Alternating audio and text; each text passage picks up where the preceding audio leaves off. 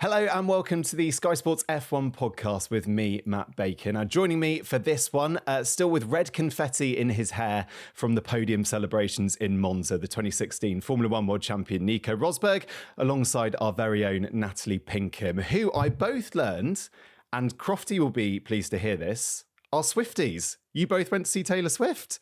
We did. That's the last time we saw each other. It was huge. So Wembley, 90,000 people, and Pinky in the middle of it. I was there with my two daughters and with my wife Vivian, and no, it was awesome. A bit long, yeah. So my poor little daughter, her favorite song was Blue Jean or something like that. I don't know what it's and it was the last song, and she was asleep by then. So she missed it. That was her. Like, it was the most important thing in the world for her to see that song, but she couldn't. She didn't last, so she fell asleep just before it. A 3-hour set is quite impressive, isn't it?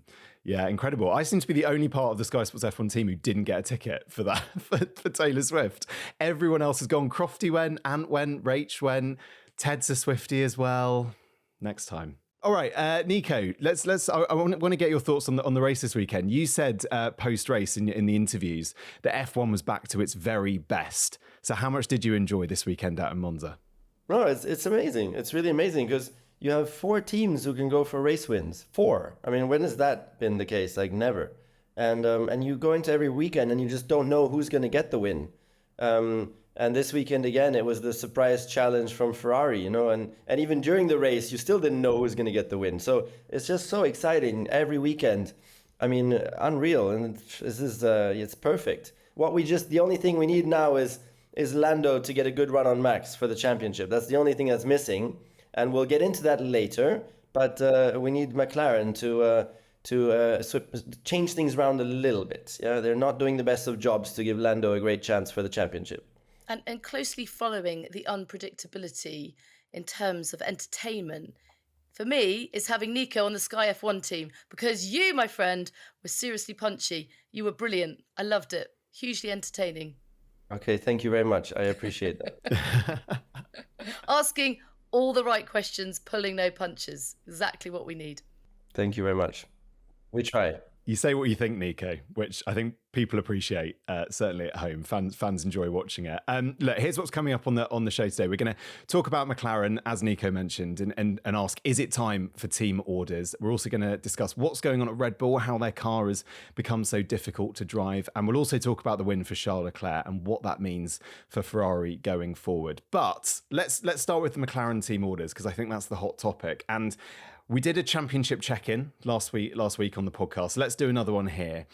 In the drivers, Verstappen is now 62 points ahead of Norris. In the constructors, McLaren are only 8 behind Red Bull, but Ferrari, with that weekend, have also have crept up, as it were. They're now 39 points behind Red Bull. So I guess the big question here, Nico, is it time for McLaren to start imposing team orders? Okay, so first of all, as fans, of course, we love to see the Piastri time against Norris battle in turn 4. Yeah, I mean, we were on the edge of our seats. Yeah, I mean, that's like awesome stuff. So from that point of view, respect to McLaren to let them race, great. Yeah, the problem is, I think even more important for all of us is that Lando gets a shot at the championship and joins that championship fight against Max, because that would be the most thrilling thing. The two friends who already stopped being friends for a while after Austria, them fighting it out for the championship, that would be like absolutely spectacular. And for that to happen, we need McLaren to be a bit more supportive of Lando and start introducing the occasional kind of hold position action. Yeah, and actually this weekend, them allowing their two drivers to race probably may have cost them the win. Because by Oscar and Lando fighting, Lando dropped behind Charles, and that gave him about 2.5 seconds of extra race time because he got in front of Lando in the early part of the race. And at the end of the race, he was 2.5 seconds in front of Oscar. So there's that as well. Nat, is it a case of McLaren need to seize these opportunities while Red Bull are struggling?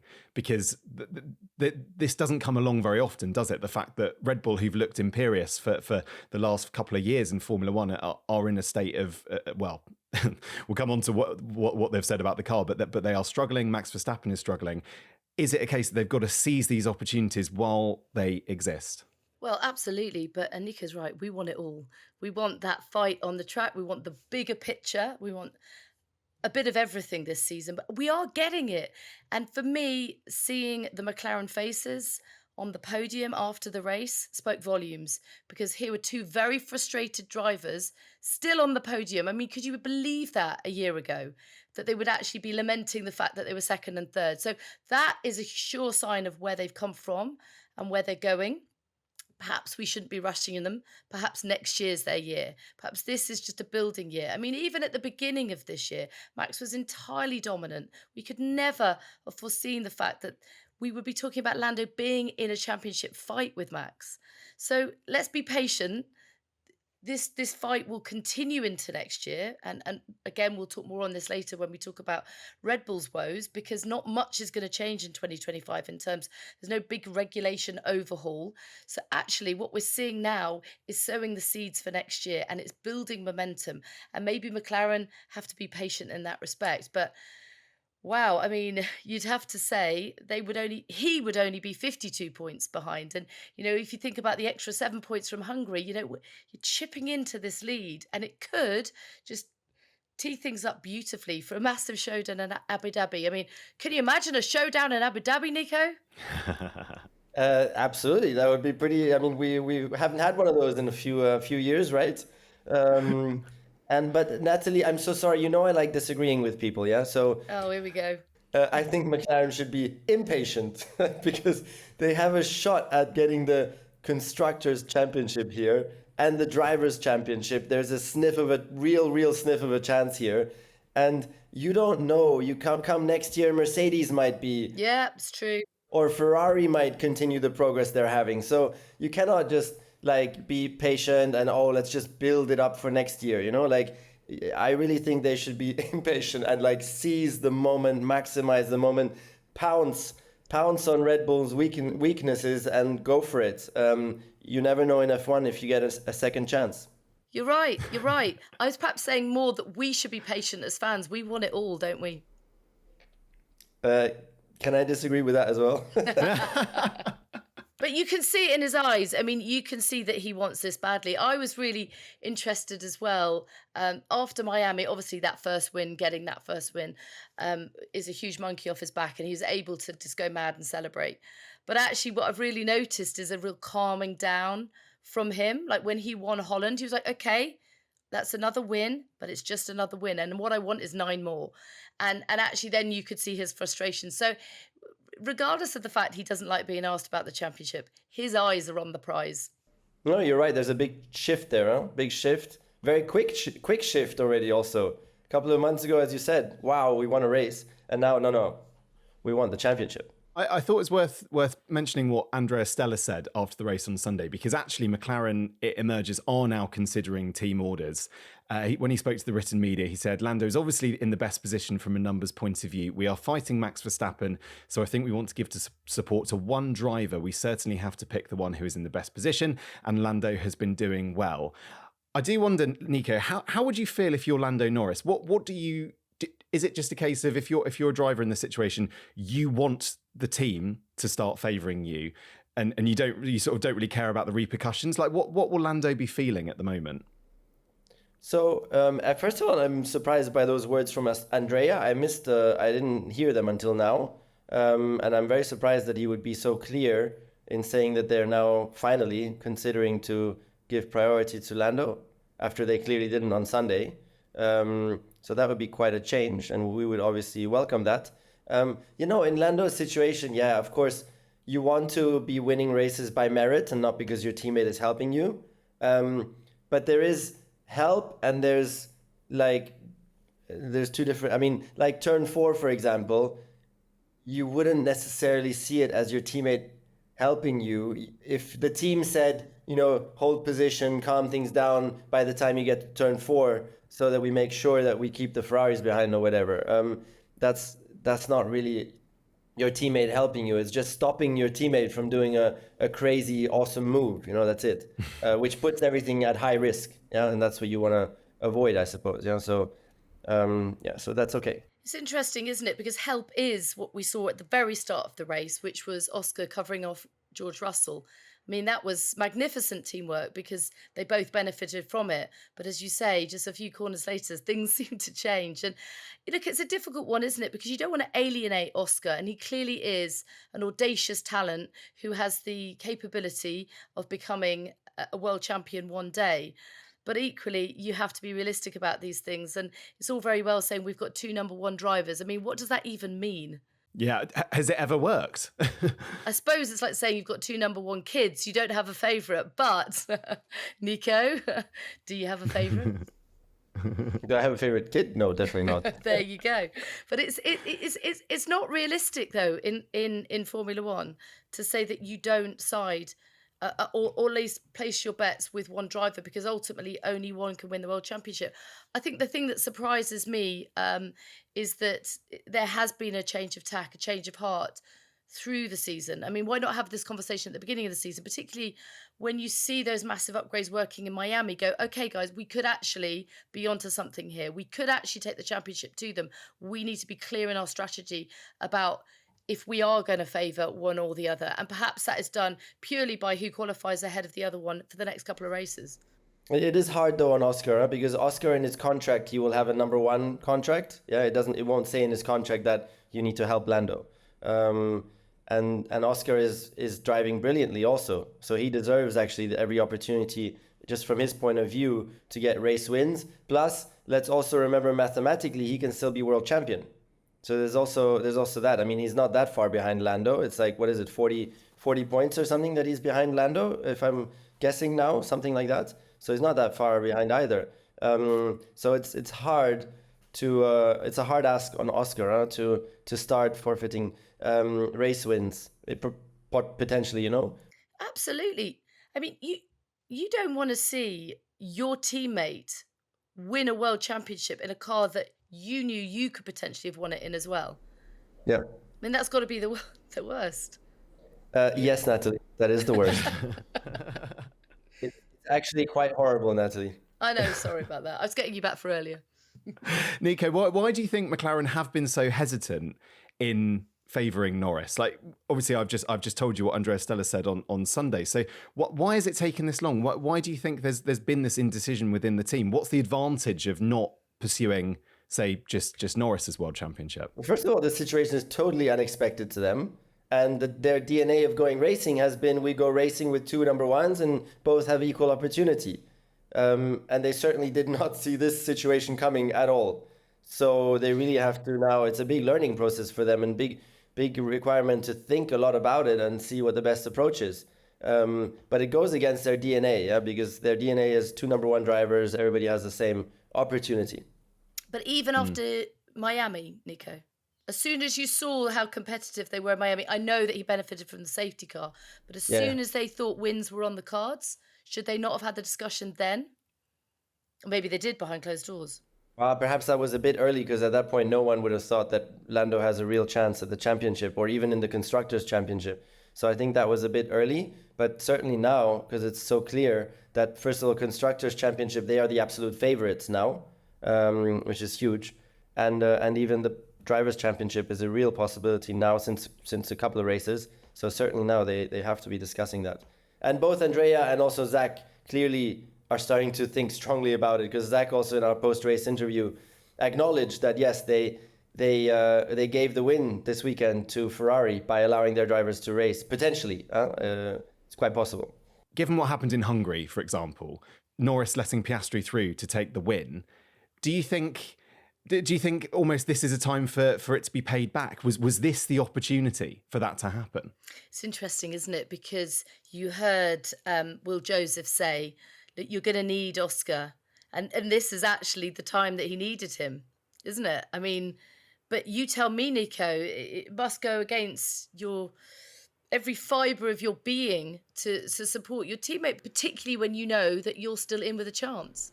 No, sure, it's the most horrible thing. I mean, look, in my championship year, I was in a direct championship fight with Lewis, and I was running second in Monaco in the rain, and Daniel Ricciardo was disappearing in the distance, and our team rules meant that I would have to leave Lewis by in that moment. So I actually let Lewis pass, on team orders, my direct championship rival. That's horrible. Like in the car, is horrible. So yeah, it's definitely not fun. Yeah. Must be a very strange feeling, isn't it? Goes against, Goes against everything you've been trained to do as a racing driver. Yeah, 100%. And everything the team has promised you also when they win and brought you on. And also, when you consider that Oscar is mentored and managed by Mark Webber, fiercely competitive individual himself, there's no way that he's not going to be in his ear saying, "No way, buddy, we're fighting for this every step of the way." Yeah, he will know it more than anyone, won't he? What on the subject of Piastri, and obviously being 23 years old, it's his second season in Formula One. Do you think there is some sense in perhaps not having a number one driver, Nico, in the fact that actually perhaps he's not the future of the team, but they don't want to make him feel like a number two so early on in his career, perhaps, and he might in the future, say, become a world champion with McLaren. No, of course you need to be very, very careful. You need to be very careful because you can also destroy a young driver mentally if you suddenly don't treat him fairly, so and it can really break a trust, so it's something very, very delicate, and then that's why it's so difficult to manage for them. And this is a young driver who's very used to winning. I mean, he's won in everything that he's done all the way up to Formula One. He's not used to coming second or being told that he can't win. No, exactly. But let's remember also that all of this discussion also started in a way because of a slight mistake again from Lando. Lando, I think, is the stronger driver overall against Piastri for now, if you really look at the big picture. But he has that one or other mistake always creeping in. That's the little weakness that Lando has. And I think one could say that it's a mistake again on a little bit of a mistake again, that he was too conservative, not really expecting Oscar to lunge down the outside in turn 4, because Lando braked very early, looking at it. So small error on his behalf also that's led to all of this, because when you're on the inside and you're even a little bit ahead on the inside, it's your corner really. And by his own admission, I mean, he's the first to say, look, I'm not driving like a world champion should at the moment. He is making those small mistakes that, he's publicly quite self-critical, isn't he? Which, there's pros and cons to doing that. It's great to be open and honest and transparent. But on the other hand, I feel that something like a self-fulfilling prophecy, like you say, I'm weak, I make mistakes. You then are weak and make mistakes. You actually need to project the strongest sense of self and buy into that. Well, you're that's the words of a sports psychologist there, Natalie. They will tell you that you really start to believe what you say. And that's why, I told on the show that I wrote Lando a DM actually, just because I thought that my experience could be interesting for him. Because I've been through all that, and I wrote him that because for him the glass is always half empty rather than half full, and the best example is, look, and he's very authentic, which of course is lovely, but you can be authentic and be glass half full rather than half empty, and the best example was the qualifying lap. Look, Lando puts it on pole and focuses his post-qualifying talk a lot on, I messed up the beginning of my lap and actually it was a scruffy lap, and I apologize to the team. And so I was down after turn 1 and 2. So, but he could have just as much said, actually, most of the lap was perfect. So awesome, we're on pole position. Both is the truth. Yeah. Yeah. But he decided to just focus on his mistake and on the bad part of it, which was just the turn 1 and 2, and not really so much on the rest, which was absolutely awesome world championship driving world class.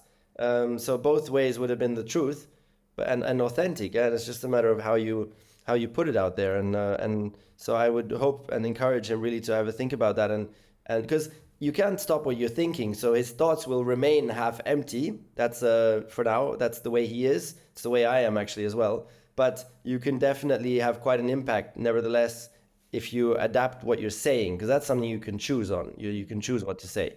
So if you consciously adapt what you're saying, you can have quite a positive spiral there, which eventually impacts your thoughts as well, actually, as we said before. 100%. And also I think other people buy into it. So it's a good way to position it positively for the rest of the team as well. So Matt, after this podcast, if someone asks you, how was your podcast? And you say, do you know what? It was great. They might not even listen to the podcast, but they've gone away with that thought. Oh, Matt said he had a great podcast. And that becomes, Matt did have a great podcast. That's a great podcast. And do you see what I mean? The positive ripple effect 100%. is very powerful. Yeah. Nico, I'm intrigued. When did it change for you, or how did you work on changing your mentality? Well, I worked with a sports psychologist for 10 years during my career and really intensified it in the last year, actually. It was a lot of effort. I mean, it was like 2 hours of coaching or learning coaching, working on it, 2 hours every 2 days through the whole winter. So it was more intense than actually the physical training. It was incredibly demanding, but so worthwhile and really valuable. Not only for the sport, it went well beyond the sport. For my whole life, I just learned so much and made so much progress. So it was super, super valuable. I think, and this is definitely wrong, some still want to keep their cards close to the chest and not go public about it. So I do know a handful in the paddock at the moment, but it's important to be discreet on that. But I think until we normalise it, mental health generally, not just of elite athletes, but of in laymen and women, won't improve. I think we should all be honest. I love the fact you've spoken openly about it, Nico, because I think everyone says, even a world champion needs a bit of support. Yeah, the problem is for me, it's easy now because I've won that championship and I'm out of there, so it's easy for me to speak about it. But I would never, ever, ever have mentioned it at the time because it would be like, oh, look, he's weak in the brain. Yeah, but you know what? I think the opposite. If I hear that people are getting that extra level of support, actually, they've got an advantage over me as my competitor. Perhaps I should be looking into that too. I think that actually that just shows you've got an open mind and that you're prepared to go to all the lengths required to secure success, however that looks in your life. And I think this is the shift we really need in mental health generally in this country and beyond. And it was also 8 years ago, wasn't it? So perhaps and hopefully the conversation has moved on a little bit since then, and attitudes are changing and progressing. All right, that's a fascinating chat. I've gotten older since I last was in F1. I was just like, 8 You still look years. great, Nico. Can you believe that? Yeah. I mean, I remember it like it was yesterday. But I can't believe it's been 8 years. Stop it. Oh my God. But 9, isn't it 9 by the end of this year? I think. No, I don't know. Yeah, we'll be 9 by the end of this year. Yeah. It does move quickly. Let's move on. That was a very interesting chat about what's going on at McLaren. Sort of the overwhelmingly positive story of the weekend, or the amazing pictures that we're going to be talking about for years to come, was Charles Leclerc getting the win for Ferrari. I guess for him, Monaco, Monza, 2 wins for Charles Leclerc to get in the 2024 season. He couldn't really have done any better, could he? From your perspective, Nat, just incredible pictures, an incredible moment for Charles, and it was so lovely to see, wasn't it? One of those we'll remember. I mean, it really was. If you're not going to win the World Championship, although, they could still potentially win the Constructors, to win your home race and then your team's home race is a fairy tale. And it was incredible to watch, the scenes on the podium. It's like nowhere on earth, is it? He managed the tyres to perfection, although I think they had nothing to lose, right? They just were like, can we make this one-stop work? If we can't, we'll be third anyway, so let's just go for it. And actually, that's my big takeaway from the weekend. Always believe in the one-stop. We saw it in Spa. We've seen it again here. Never rule out a one-stop. It's interesting, though, isn't it, how the tyres can grain and then come back to you later in the race and actually like, hang on a minute. This is, we're on here. So, yeah, it was great to see. He's such a lovely guy as well. Such wholesome images of him. And actually, to hear him on team radio, he almost sounded more emotional on team radio, although it was all in Italian, so it just sounded magnificent, than he did in Monaco. So, yeah, wonderful to see. Yeah, awesome. I mean, that's such a special place with the Tifosi there and the passion that the country has for Ferrari, which is the only place in F1 where a country has such a passion for the race team. Usually it's always for the drivers, and no other team has a similar kind of passion and following. And Ferrari in Italy is just mad. I mean, wow, it's so wonderful. And yeah, as I said, Charles is now the king of Italy. The whole country is like looking up to him and celebrating him, and incredible power. Yeah, the Italian King Charles.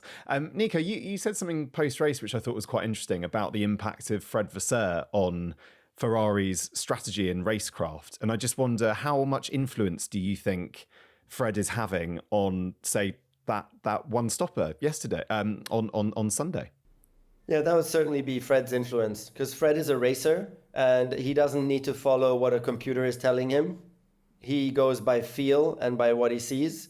And so it's a nice contrast to some of those, please allow me to say, nerdy engineers who are really in their numbers and in front of their screen and sometimes forget to look outside at what's really happening there.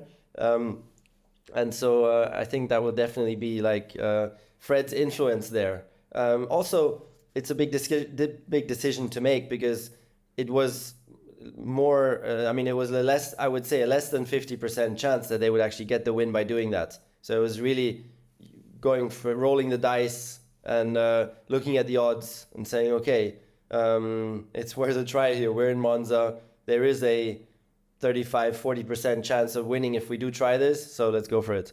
And it worked out, but it was a gamble. I wonder, Nat, when Ferrari look back at this season, I know we've still got 8 races left, so let's not discount the fact they might win a few more. But for a team like Ferrari, winning in Monza and Monaco, and obviously they got the win in Australia as well, like those are such emotional, incredible moments for a team. And I just wonder if the value of those, maybe this would have been an average season with three wins, but the fact that they got those wins in those places almost means this season could be celebrated as a big success. Is that fair? Oh, I mean, look, you can't take away from Charles ever that he's now finally got that maiden win in Monaco. And you can never take away from him and the team that they've won at Monza. His obviously his second there on home soil for the team. So they're huge moments for the team. They want them all consistently. And I think the biggest problem that Ferrari have had is this ebbing and flowing throughout the season, not being able to fully understand the car. Whenever we've spoken to Charles or Carlos, they said, we don't fully understand the car, even when it's quick. We don't know where this race pace has come from. And I think that has been sort of niggling them at the back of their minds. But they're evocative images. They will really pull the team together and hopefully propel them forward for 2025 and beyond. Nico, look, it's a podcast. We've got to ask this question. We've got to stir the pot a bit. No, please don't. Not this one, really, Matt. I've been dreading this one since like last night. How do you know what it is? You'll be okay. I reckon you'll cope. Ferrari, constructors champions. Could it happen? That was a joke, by the way. I had no idea. Yeah. This is not as painful as I was thinking. So yes, of course it can. Of course it could happen. I mean, with the form that they have, they're definitely not the favorites, because McLaren by far are the favorites. But it all depends a little bit on this upgrade. The upgrade from Ferrari is looking good, but Monza is such an outlier as a track. Is the upgrade also going to be good in all the other places? And we need to wait to have that answer. And if it really is working so well, then they could have a little outsider shot at actually taking the constructors as well. We've got Azerbaijan coming up. We've got Singapore, of course, where they won last year. So yeah, it's going to be very interesting to see how Ferrari do. Final sort of topic I just want to get your thoughts on, guys. Red Bull and the problems that are existing there at the moment. And this quote, I kind of had to double take at this quote because I thought it was so incredible. Verstappen called the car an undrivable monster after the race on Sunday. Nico, you got a wry smile there. An undrivable monster. I mean, when you're a driver in a car, it's particularly when you're Max Verstappen and you're used to having a car that literally does whatever you want it to do, and you've won world championships with it. What will be going through his head at the moment? How will he be feeling knowing that the car underneath him is not necessarily going to allow him to win races? Yeah, I mean, he will be shocked, and you can see him getting angry a lot. Like after qualifying, I think he was, where was he hitting his, after the slow pit stop he had in Monza, he was hitting the steering wheel during the race. So he's getting angry and impatient, because of course he's used to only winning. So going back from winning is not easy for a driver who's just used to winning. But the whole team is getting impatient, and the stress levels rise and the panic rises, and it's incredible because they just don't know also what's going on. They don't understand it. There's a little bit of, I mean, let's just wait a little bit, because let's remember in Zandvoort they still finished second fair and square. They were still had a good car. Yeah, it was only beaten by Lando. So let's wait. Yeah, but still by nearly 23 seconds. Yeah, sure. But as long as it's just Lando, because I mean, Monza again is a complete outlier, so we shouldn't like focus too much on the performance deltas from Monza, because then we're going to get some, although all the tracks coming up are complete outliers. I mean, Baku is completely outlying, Singapore as well. Anyway, so let's wait and see. But I still think that he will be able to race for second place, maybe even the odd win in the next couple of races. I mean, I just think for team morale, it's pretty awful to be finishing 37 seconds behind the race winner with your teammate a further 2 places and 13 seconds further back. This is a race where he took his 10th consecutive win last year. So what a swing. What a difference a year makes in Formula One. And I suppose for Max, the frustrations will be if a disconnect between him and the team emerges, and if he's giving feedback to the team as early as China to say, look, we are going down the wrong route here. There are problems, fundamental problems with this car. You can't just expect to iron those out. And it's gone from being dominant to a monster, you know, in the matter of less than half a season. So it must be hugely frustrating for him. And you know, as you say, he's not used to not winning. So he's having to dig deep. And actually, he was taking great results like Zandvoort, you know, which, you know, isn't a great result compared to the rest of his career, but a great result for him at this stage of the season, in spite of the car, not because of the car. And we're seeing a different type of driver in Max Verstappen. You know, he's digging deep and he's doing the very best he can with one arm behind his back, limited resources, limited machinery, if you like.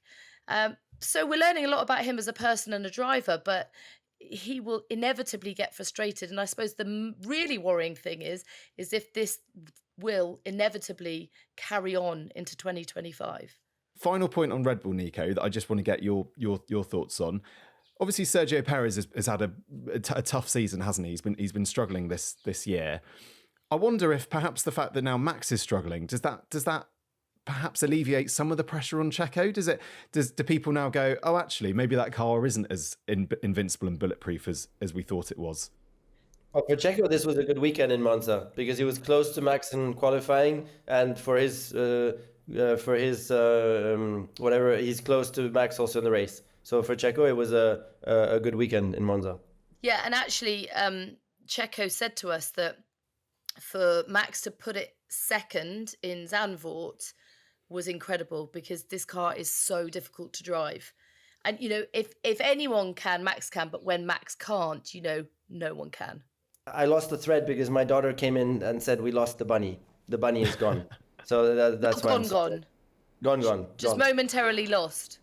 Yeah, but it's a big. It's not a small place here, so it's gone. So after this, I need to go bunny. Go find the bunny. Yeah. Just time to tell you then about what's coming up on Sky Sports F1. No race this weekend, but we've then got a double header for you the weekend after. Between the 13th and 15th of September, we're in Baku, and then Singapore follows the weekend after. Nico, good luck with finding the bunny. I hope you, for the sake of you and your child, able to find that all okay. Bye-bye. Nat? Probably not as exciting afternoon, I don't know, as bunny hunting, but I hope you have a nice Passport office. Have a good day. Passport no office. Race, yeah. No race this weekend, but Crofty's wedding. So there you go. Oh, delightful. Thank you both. Great to have your company. We'll be back, as always, of course, next Tuesday. Hope you can join us then. Bye for now. Bye, everybody.